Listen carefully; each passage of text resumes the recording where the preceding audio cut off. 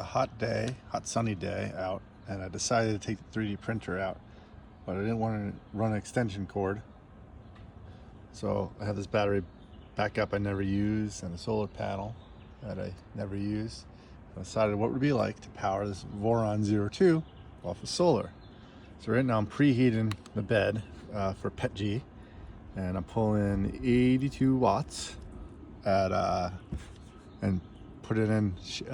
Sun just went behind a cloud. 33 watts from the solar, but you can see heater bed is almost at temp, so we're down to 54% power at 69 at 70, and we're pulling in almost no solar power.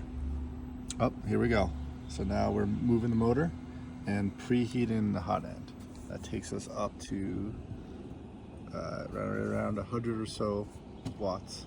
And the sun's coming back out again, so I expect solar to go up. Yep, 56. So it's almost 2 to 1 maybe, where I'm getting 50% back from solar from what I'm using. But let's see what it does.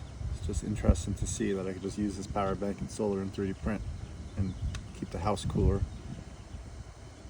So we're waiting for the hot end to come up to temp. It looks like we're almost there.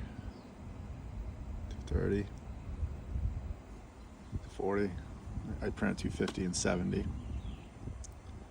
So let's see when we get there and stabilizes what we're pulling for power. Because obviously preheat, you're going to use more power. Okay, so pretty much stabilized and temp. It's going to start printing in a sec.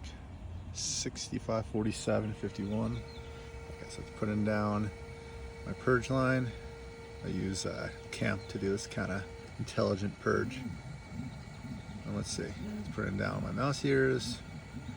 We're pulling 56, 47, 53, 60, 66, 61.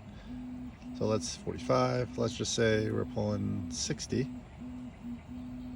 And when the sun is not behind the cloud, we're definitely getting that from the solar. So I kind of wonder what the battery will be like at the end of this print.